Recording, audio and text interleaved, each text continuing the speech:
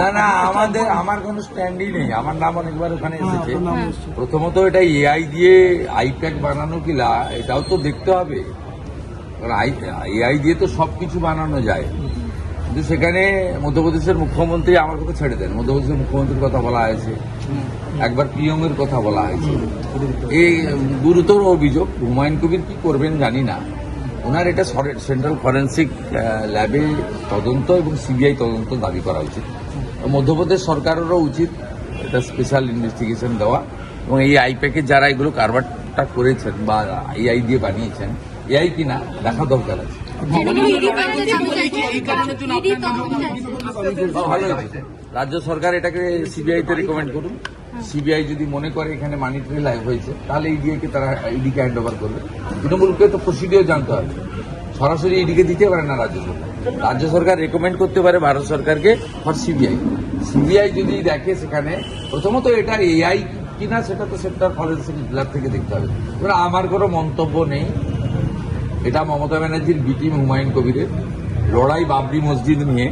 আর আমাদের বক্তব্য হচ্ছে বাবরের নাম লিখতে দেব না আমরা, একদম single point agenda. Single point agenda যে বাবরের নাম আমরা এখানে লিখতে দেব না। হিন্দু মন্দির বানাক, মুসলমান মসজিদ বানাক, উই হ্যাভ নো অবজেকশন, কিন্তু বাবরের নাম লিখতে দেব না। বাবর মোগল পাঠানরা ভারতকে লুট করেছে, ধর্ম পরিবর্তন করেছে, মন্দির ভেঙেছে, মা বোনের ইজ্জত নিয়েছে, তাদের কোনো ক্ষমা নেই। আর এগুলো কমপ্লিটলি তৃণমূলের এ টিম বি টিম, এরা সমানে ভারতীয় জনতা পার্টির বিরুদ্ধে বক্তব্য রাখে এবং ভারতীয় জনতা পার্টির সম্পর্কে তার আদর্শ, তার বিচারধারা নিয়ে প্রশ্ন তোলে। ওরা ওদের নিজেদের মধ্যে লড়াই, আমাদের মধ্যে এর বিষয়ে সময় খরচ ব্যয় করাই উচিত না।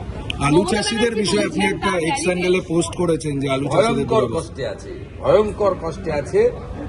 আলু চাষিদের সর্বনাশ করে দিয়ে গেলেন এই মহিলা, মানে এই মুখ্যমন্ত্রী মাননীয়া মমতা ব্যানার্জি আলু চাষিদের সর্বনাশ করে দিয়ে গেলেন।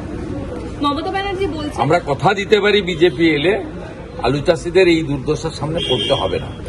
মমতা ব্যানার্জি বলছেন তার র্যালিতে নাকি শুধু সরু দড়ি দেওয়া হয়, কিন্তু বিজেপির যদি র্যালি হয় তখন নাকি বিশাল ব্যারিকেড, কি বলছে যাতে লোক সংখ্যা নিয়ন্ত্রণ করা সম্ভব না হয়। মানে মমতা ব্যানার্জির র্যালিতে আচ্ছা, মোটা দড়ির দাবি করছে।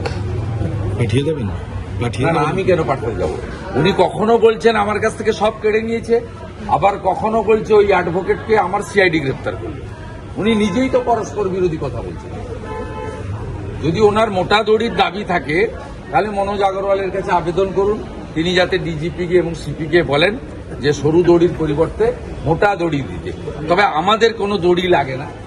আমার নমিনেশন ফাইলের দিন অমিত শাহজির সামনে কলকাতা পুলিশ দড়ি ঘিরে যাচ্ছিল, অমিত শাহজি উপর থেকেই নির্দেশ দিয়ে দড়ি সরিয়েছেন, আপনারা দেখেছেন। বিজেপির দড়ি টড়ি লাগে না, সরুও লাগে না, মোটাও লাগে না। আরো ভালো ভালো খবর দেখতে সাবস্ক্রাইব করুন বাংলা হান্টের ইউটিউব চ্যানেল। বাংলা হান্টের আরো খবর দেখতে নজর রাখুন। বাংলা খবর মানেই বাংলা হান্ট।